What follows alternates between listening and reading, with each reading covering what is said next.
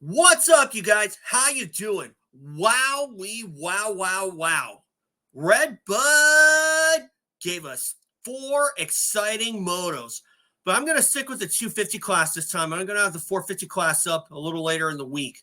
But in the meantime, guys, remember, subscribe if you think I'm worth listening to. I'm not as well versed as Cooksey is, but still, I feel like if you think I'm worth listening to, hey, hit the subscribe button. I appreciate it. I'm closing in on 11,000 subscribers. I'm just a few away, and I want to be able to get there. And like I said, if you think I'm worth listening to, hit the subscribe button. But I may be one of those users who may be losing subscribers because some of them are getting docked without their knowledge. So if you could, just double check. I want to keep my monetization status, and I can only do that with your help. So if you think I'm worth listening to, check me out. So anyway, guys, as I said, subscribe. Let's get into this. Here comes my banner. 250 recap. Chance Hymas wins, and we need knowledgeable flyers. Now, I'm going to talk about Chance Hymas first because the first moto delivered another feel-good story in the forms of Ty Masterpool winning his second moto of the season. Okay. Now, I know that last time, I know I went a little overboard, so I'm going to try and get a little better here. Ty Masterpool winning the first moto was an excellent performance by him. And I had an outside thought that Ty was going to make it 2 wins this season. And he certainly had the wherewithal to do that. Unfortunately, in the second moto, he hit a wall, and it turns out he had emptied the tank after the first moto. Now, is that a rookie mistake? Probably. But then again, it's happened to the best of us. I mean, Chad Reed did the same thing at Southwick 2005 when he was trying to beat Ricky Carmichael and stop his moto win streak, which he did after Carmichael went down. And then a lot of us thought that, maybe James Stewart may have something for him on that 250 two-stroke. But as it turns out, Stewart was hurt, or not hurt, but he was sick to his stomach. He ended up pulling out. He didn't come out for Moto 2. Chad Reed came through and won the first moto, only to give up the second moto because of one teeny weeny slide out. And Carmichael went on for the overall win. And that's just the kind of riding that Ricky just did to people. Now, I got nothing but respect for Ricky as a racer, but dude, come on. You have to give your own opinions. Jeff Emig was not afraid to do that. James Stewart's not afraid to do that. David Bailey certainly was not afraid of that. Neither was Rick Johnson, and neither was Denny Stevenson. And seriously, this is the only thing I'm going to say. Ricky, if you have an amazingly sensitive ego where you just don't want to be wrong, why are you still color analyst? Really, that's what I like to know. Okay, we want to hear your educated opinions, and that's why I'm going to give one as in regards to Chance Hymas in the first moto. Now, obviously, you saw Chance Hymas. He led early, only to fall back to fourth. And I have it down, and why did that happen? I have it down to 2 possibilities. Number 1, Chance Hymas was not used to the pace, and he got overwhelmed. Or number 2, he didn't know what to do. I think, but quite frankly, I'm leaning more towards number 1 because Chance Hymas looked really good when he was leading, but I think all that pressure behind him made him completely susceptible to just hitting a wall early. Did he empty the tank in the first moto? Probably. But it didn't look that way in Moto 2. Okay?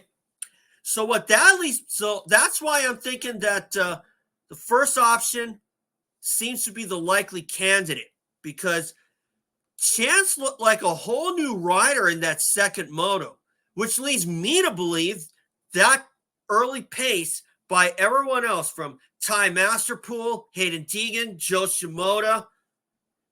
I think all that completely overwhelmed Chance Hymas, and he ended up hitting a wall and dropping to fourth. That's what I think happened. That's my opinion on what happened, okay?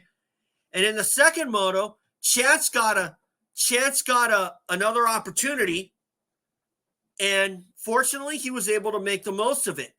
And fortunately for both Hymas and Masterpool, they didn't have to deal with Haiden Deegan because he went down after a privateer endoed and crashed off one of the tabletops. And it turns out that privateer was Bailey Kroon out of Minnesota. By the way, shout out to him. I'm glad that he's okay. But that also leads me to believe, that also explains why I have this as part of my banner, because we need more knowledgeable flaggers, because volunteer flaggers, they don't know jack about this sport, really. If there's a guy down, they just wave flags and they don't go on the track. Why are you doing that? You're just adding more and more danger to the sport. I mean, yeah, this is a dangerous sport. And really, if you have to go out into the track to protect the guy who's down and prevent him from having any further injury, do it. I mean, really, what's the worst that could happen? If a guy cleans you out, oh well. You got to hope that you're okay too. Of course, if a guy cleans you out, that's their own fault because they weren't paying attention to what was going on. And what happened with Haiden Deegan, and I saw that flagger on, I was looking on social media and I saw that video. I was like, wow, that flagger was a total tool to not even do anything to help out Deegan or at least help that privateer out, Kroon, to help Bailey Kroon out. Unfortunately, Kroon was able to get off the track on his own volition, and right now the word is he has a broken leg and he's out 6 to 8 weeks. That's a bummer too, because really that guy's career could have been over like that, especially when Haiden Deegan hit his bike and went somersaulting off his own bike. Because why? The flaggers were too incompetent. You look back at what happened on press day at Pala, incompetent flaggers. That's what we got. And I said this before in a prior video, but if Duke Finch were still AMA manager or AMA motocross referee, he would be puking his lungs out at how that was handled. I said that about the penalty with Tom Vialle after the first moto, and I'm saying the same thing here with what happened with Haiden Deegan. If Duke Finch were still AMA head official today, he'd be puking his lungs out at how this was handled. And really, how can you not have these kinds of flaggers who don't know jack about this sport, who probably only know a little bit, just basic, just only know the tip of the iceberg, so to speak. If a guy's down, they got to wave the flag. But if a guy's down bad and he's hurt and you got to go into the track to protect him, do it. What's the worst that could happen? If a guy hits you, that's their own fault. Really.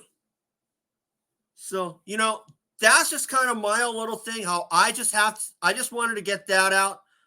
So, by the way, Bailey Kroon, once again, shout out to him. I'm glad that he's doing okay. Sucks that he's on the sidelines, because that could have been a career ender for him, and that may have been a season ender or a career ender for Haiden Deegan, for sure, when you think about it. And anyway, as far as Chance Hymas goes, he managed to get that second moto win. And I got to say, though, that when Chance Hymas pulled out of last year's Supercross just to get ready for motocross, I'm like, why? What good is that going to do? Because you have to get that kind of experience under your belt, okay? I just cannot understand why people make these kinds of dunderheaded decisions because they think it's going to help them out. No, that didn't help Chance Hymas out at all, from my view anyway. And that knee injury that he suffered during last year's motocross season was proof. Okay? But anyway, enough of that. Good on Chance Hymas to win. I was pulling for Ty Masterpool to make it 2 wins this season, but them's the breaks. You know, you can never have. I mean, you can. It's definitely not having your cake and eating it too. But still, one can say that Ty already had his moment in the sun. I like to see him have another moment in the sun too, because he deserves it.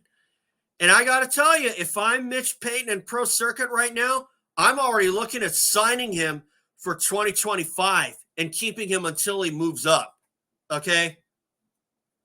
Because that guy is only going to get better. Let me tell you.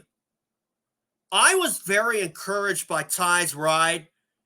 And the fact that he was able to hold off all that heat from Haiden Deegan in the first moto is proof positive that he wants to stay. That he wants to have a contract with Pro Circuit for next year. But as far as Chance Hymas goes, there was a time where I thought he hit the wall in the second moto. And Jo Shimoda, the way that he was riding, he looked like he wanted to win that one badly as well. He won the second moto at Southwick for 3rd overall. And something tells me that Jo Shimoda wanted that moto win, that Moto 2 win, one way or the other. Screw the overall. I just want to win that one. I bet that's what Joe was thinking. Okay? So, anyway, guys, thanks for watching. And remember, subscribe. I'll have my 450 video up later this week from Red Bud. Thanks for watching, folks.